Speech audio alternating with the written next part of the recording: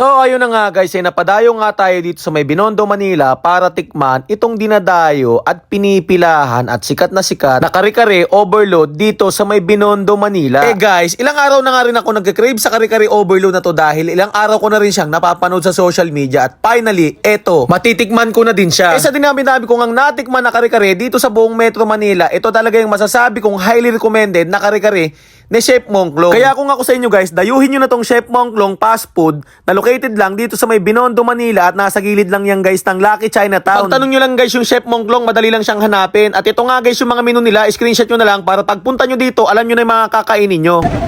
So eto na guys, eto na yung totoong nangyayari ngayon sa kare-kare ni Chef Mongklong. Medyo mahaba na yung pila, ayan, paliko na siya. So buti na una kami na mag-order nitong kare-kare. So kain na tayo guys. Let's go. Ito yung mga laman na ginagamit niya. Lechon kawali, beef laman, tas pata, tas ito yung mga gulay. Trinito na po ito, no? Trinito talaga, tas ito yung mga nilagang gulay. Tapos ito, piniprepare niya na yung mga regular na kare-kare. Single order po yan. So, ang order rin natin mamaya yung overload.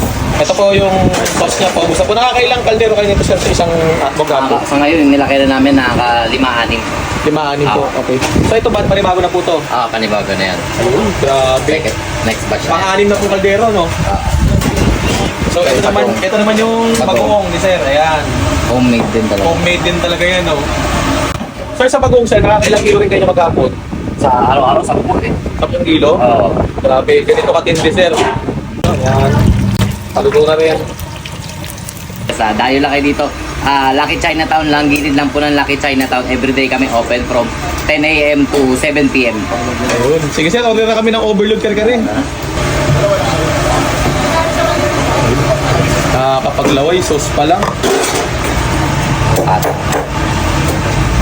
ito, walang taryang vlogger. Araw-araw ganito. Ayan, hindi sa vlogger yan sir ha. Talagang ganyan yung serving nyo ha. Ayan, may sukatan yan sir. Ayan, may sukatan. Kaya talagang walang vlogger dito. Bukas tayo, dadagdagalan natin. Ay syempre sir, hindi kaya sa costing yan sir. Malulugi. Adjust lang tayo. Ayan.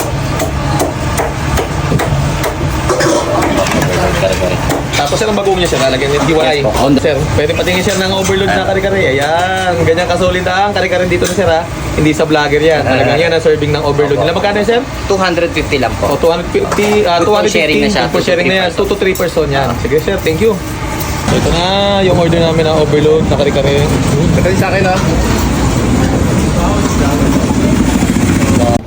So guys, pag naka-overload ka na kare-kare, meron din siyang kasamang dalawang natito na bagoong. Tapos yan, ganyan kasolid ang kare-kare nila dito. So guys, dito tayo ngayon sa may Binondo, Manila, sa may tabi lang ng Lucky Chinatown. At pag nakita nyo itong fire truck, diretso lang kayong konti, makikita nyo yung store ni Chef Mongklong na isa dito sa dinadayo at pinipilahan na famous kare-kare. So ang in-order nga namin itong kare-kare na overload na merong kasamang lechon kawali, pata, at syempre hindi mawawala yung pangmalakasan na sauce na mismo nga si Chef Mongklong ang gumawa. So 250 pesos mo na kare-kare na overload.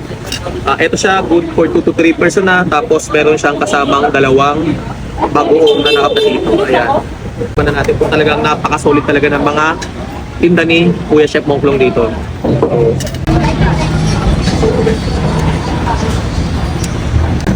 Grabe ko guys ha. Sauce pa lang talagang masasabi mo ulam na. Grabe lasa. Tignan natin na may karne guys. Lagyan natin sa kanin. Lagyan natin dito.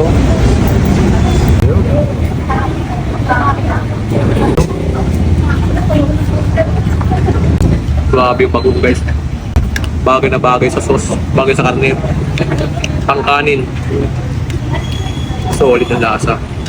Dito nga guys, nakakabilib yung lasa ng sauce dahil hindi mo na siya kailangan timplahan. Pero sa ito yung mga Pilipino yung nakasanayan natin na kare-kare, syempre kailangan natin lagyan ng bagoong. Pero ito guys, hindi na kailangan dahil may kusa na siyang timpla doon sa lasa niya. So guys, sa mga gustong tumayo guys, i-waste nyo lang or i-google itong Chef Mongklong. Madali lang siyang hanapin. Kung wala naman kayo pang waste or pang google, hanapin nyo lang itong Lucky Chinatown. Nasa gilid lang siyang, ipagtanong-tanong nyo lang itong kare-kare ni Chef Mongklong. Madali lang siyang hanapin guys. Open nga pala sila guys ng 10 AM hanggang 7 PM. Pero mas agahan nyo kasi sa dami ng bumibili dito, baka maubusan kayo. Guys, tara kain muna tayo.